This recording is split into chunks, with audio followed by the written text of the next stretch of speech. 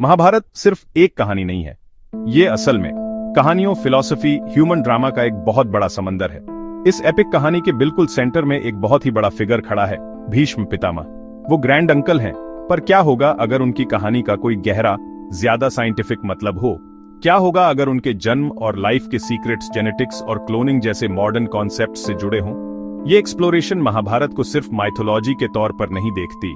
भीष्म की मौजूदगी पूरी एपिक पर छाई हुई है, इसके शुरू से लेकर इस ग्रेट वॉर तक। वो अपनी बात के पक्के आदमी हैं, उनकी ब्रह्मचर्य की प्रतिज्ञा और सिंहासन को प्रोटेक्ट करने का उनका वादा, चाहे उस पर कोई भी बैठा हो, वो सेंट्रल एक्सिस बन जाता है जिसके चारों ओर कुरु वंश का भाग्य घूमता है। चलिए इस पुरानी कहानी को एक नए लेंस से फिर से देखते हैं, एक ऐसा लेंस जो माइथोलॉजी को साइंटिफिक इंक्वायरी से मिलाता है। सोचिए कि पुरानी दुनिया में सिर्फ देवी देवता ही नहीं, बल्कि एडवांस्ड नॉलेज भी थी जिसे हम आज फिर से खोजने लगे हैं।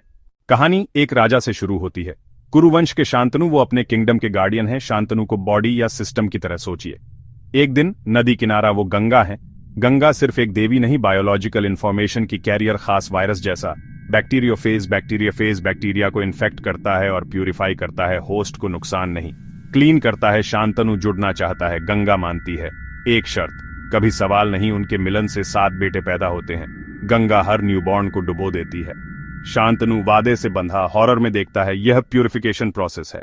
जब गंगा सालों बाद लौटती है तो वो राजा शांतनु को अनपैरेलल्ड स्ट्रेंथ, नॉलेज और वर्च्यू वाले एक यंग मैन से मिलवाती है। ये देवव्रत हैं, जिन्हें बाद में भीष्म के नाम से जाना जाएगा। यहीं पर उनके क्लोन होने का आइडिया आता है। एक क्लोन साइंटिफिक टर्म्स में एक ऐसा ऑर्गेनिज्म होता है जो अपने पेरेंट या डोनर के जेनेटिकली आइडेंटिकल होता है। हमारे सिंबॉलिक इंटरप्रिटेशन में भीष्म जेनेटिक इंजीनियरिंग के शिखर को रिप्रेजेंट करते हैं। ये जर्नी हमें उनके पेरेंट्स राजा शांतनु और नदी देवी गंगा के पीछे के सिंबॉलिक मीनिंग्स से होकर ले जाएगी। हम गंगा को एक यूनिक वायरस के कैरियर के तौर पर देखेंगे, बीमारी वाला नहीं, बल्कि इंफॉर्मेशन और प्यूरिफिकेशन वाला। उन्होंने उसे क्राफ्ट किया। पहले 7 बेटों का डूबना, ये जेनेटिक कॉम्बिनेशंस हैं। अनस्टेबल आखिरकार 8वां बेटा पैदा होता है। क्लोन शब्द का मतलब यहां लेबोरेटरी क्रिएशन के सेंस में शाब्दिक नहीं है, बल्कि सिंबॉलिक है। सालों बीत जाते हैं। वर्टिकल बार राजा शांतनु अब एक बूढ़े आदमी को फिर से प्यार हो जाता है। इस बार उनका दिल सत्यवती, एक मछुआरे की सुंदर बेटी, ने जीत लिया है। वर्टिकल बार हालांकि मछुआरा महत्वाकांक्षी है। वर्टिकल बार वह शादी के लिए एक शर्त पर सहमत होता है, सत्यवती का बेटा भीष्म नहीं, अगला राजा होना चाहिए। वर्टिकल बार यह शांतनु को एक भयानक दुविधा में डाल देता है।